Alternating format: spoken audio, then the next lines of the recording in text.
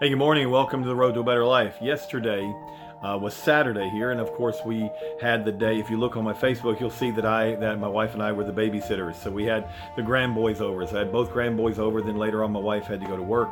But so I ended up with both boys, and then we invited one of their cousins over.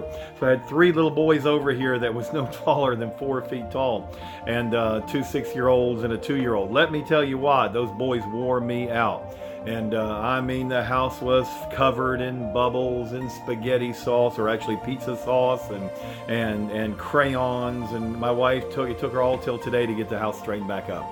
But after throughout the day of all the rough house playing, I heard one noise in the bedroom, and I go back in the bedroom, and they've wrestled and pulled the curtain right off the wall, curtain rods and all. I had to fix that. Then a little while later, they were wrestling or playing, and they ended up breaking the bed, and the bed breaks. These are little tiny boys, but I guess they got a little overexcited. And here's the thing: after a while, that evening, Judah came to me, my grandson, my 6-year-old, and he said, "Papa, I'm sorry about all the things that got broke." I said, "Don't worry about it, honey." And he looked at me and he said, "Papa, you do still love me, don't you?" Whoa, let me tell you, that really hit me. I said, "Of course I love you, honey." I said, "Don't you know that there's nothing you can do that would make me love you any less?" He said, "Oh, I know. I was just wanting to make sure." Now think about that. How many times have we looked and we failed so many times, and we've not felt like that the Lord can love us and forgive us? And maybe I'm talking to somebody today that feels like that you've broken so many things, and you've broken so many promises, and you've failed in so many ways that maybe God doesn't love you anymore. Let me tell you, God loves you. He likes you, and there's nothing you can do. Listen, the extent of the love that God has for you and I is so great that there's nothing you can do good that would make him love you more, and there's nothing you can do bad that would make him love you less.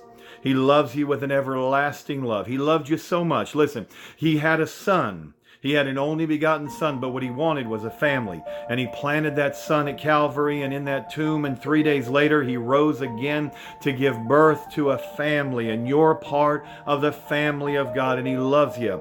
He loves you no matter what you've done, no matter what you've thought of, no matter how many times you failed. Did you see that YouTube video the other day about the little boy trying to pour the drinks? I saw that. He was trying to pour some drinks for somebody, 2 drinks, and he was talking. He couldn't have been more than 2.5, 3 years old, and he picked up the drinks and he pilled it. He said he pilled it. He spilled it all over the ground. And he cleaned it up, and he walked back and he poured it up again. And he walked back and he spilled it again. And then he went and got some more, and then he slipped on what he had spilled.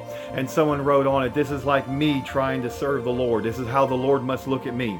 And I'm wondering today if the Lord doesn't look at us and just smile. And when we want to give up on ourselves, God says, "Listen, you may want to give up on yourself, but I haven't given up on you." And so God has not given up on you today. He's not given up on your marriage. He's not given up on your ministry. He's not given up on your finances. He's not given up on your health. He's not given up on your influence. He's not given up on your career. So why should you do that today?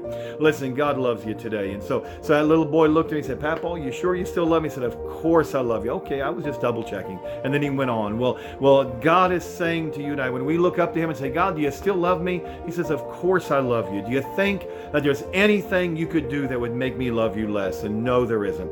He loves us. And not only that, but 1 John chapter 4:11, the 4:11 of 1 John says this, that if God loved us, we ought to love others. So there's somebody at your work or at your house that may be living with you that you've given up on. Let me tell you, if God hasn't given up on you, and God can forgive you and love you through all the mess that you put him through, how about this? Why don't you love somebody that's a little bit unlovable? Why don't you forgive somebody that you may think doesn't deserve forgiveness? None of us deserve forgiveness.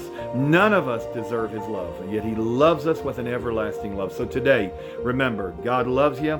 He's not given up on you, and God's not given up on that other person. So maybe you need to love them too and forgive them as you walk together on this road to a better life.